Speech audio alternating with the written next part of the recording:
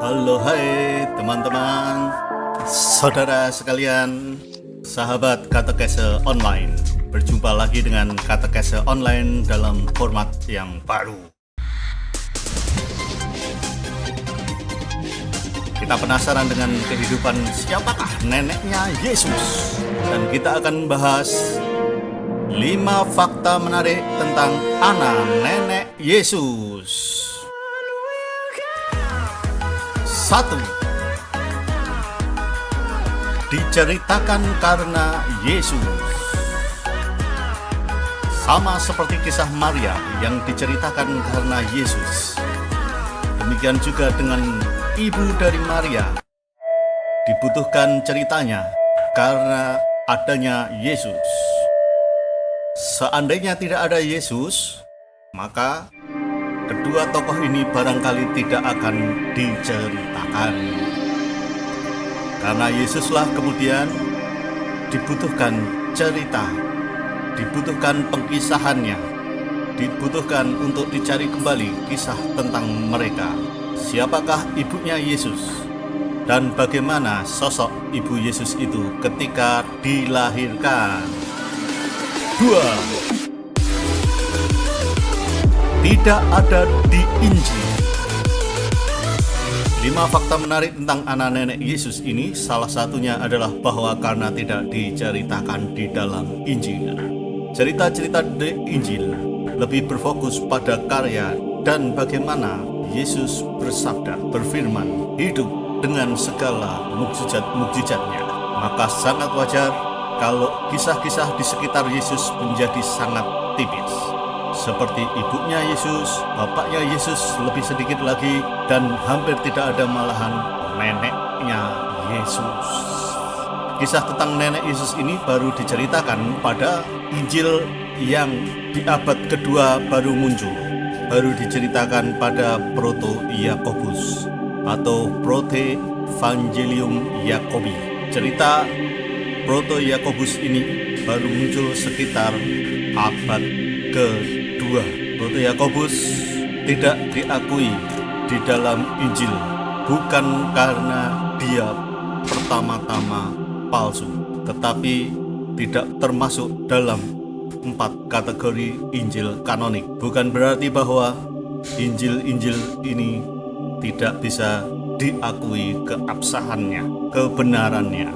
Proto-Yakobus banyak menceritakan tentang masa-masa kelahiran Maria, kelahiran Yesus, tokoh-tokoh di seputar kakek nenek Yesus. Injil Proto-Yakobus lebih untuk melengkapi bagaimana Injil kanonik tidak menceritakan kehidupan Yesus ketika kecil, kehidupan kakek nenek Yesus, kehidupan orang tua Yesus. Proto-Yakobus melengkapinya sesuai dengan iman tradisi yang selalu dipegang. 3. Melahirkan Maria tanpa hubungan dengan suami.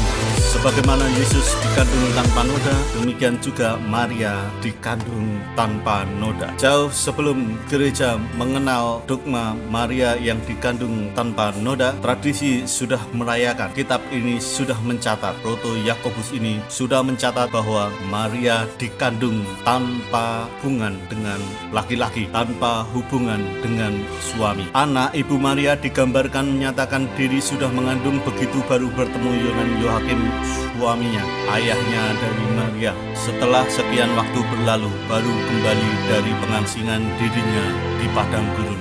Maria dikandung tanpa hubungan seksual sebelumnya antara Yoakim dan Ana.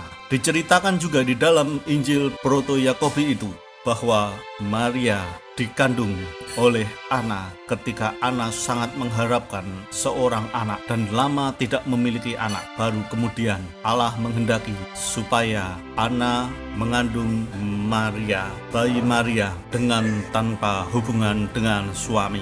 Maka sosok anak ini menjadi sosok yang dianggap sebagai persiapan istimewa Allah akan kehadiran Yesus Kristus di dunia ini. 4. Dihormati di semua gereja. Sosok nenek Yesus ini yang bernama Ana dihormati di semua gereja-gereja awal, gereja Ortodok, gereja Katolik Barat maupun gereja Timur, dan juga gereja Anglikan, kecuali gereja Protestan. Hal itu bisa dimaklumi karena gereja Protestan tidak mengakui sama sekali keabsahan Injil-Injil yang di luar Injil kanonik, tidak menjadikan tradisi sebagai dasar dogma. Maka satu-satunya yang dihormati adalah sejauh ada di dalam Injil. Gereja-gereja sejak awal menghormati tradisi sebagai bagian dari iman, sebagai bagian dari pengajaran iman, dan karenanya hampir semua gereja menghormati sosok Ana, nenek Yesus ini. Gereja Timur bahkan mempunyai basilika Santa Ana yang cukup besar dan ada perayaan khusus Santa Ana. Sedangkan di gereja Barat ada perayaan Maria yang dikandung tanpa noda. Kelima, pelindung kaum ibu rumah tangga. Santa Ana kemudian dianggap sebagai pelindung bagi para ibu, terutama para ibu yang punya kesibukan di rumah maupun para ibu yang menjaga anak-anak kecil. Demikian 5 fakta unik, 5 fakta menarik tentang Ana, nenek Yesus. Apakah teman-teman belajar sesuatu yang baru hari ini? Kalau Anda belajar hal yang baru, silahkan mencatat di kolom komentar di bawah. Atau kalau teman-teman punya pertanyaan, boleh ditanyakan secara langsung via email, via WhatsApp, maupun juga dalam kolom komentar. Sampai jumpa teman-teman, Sobat Katekese Online.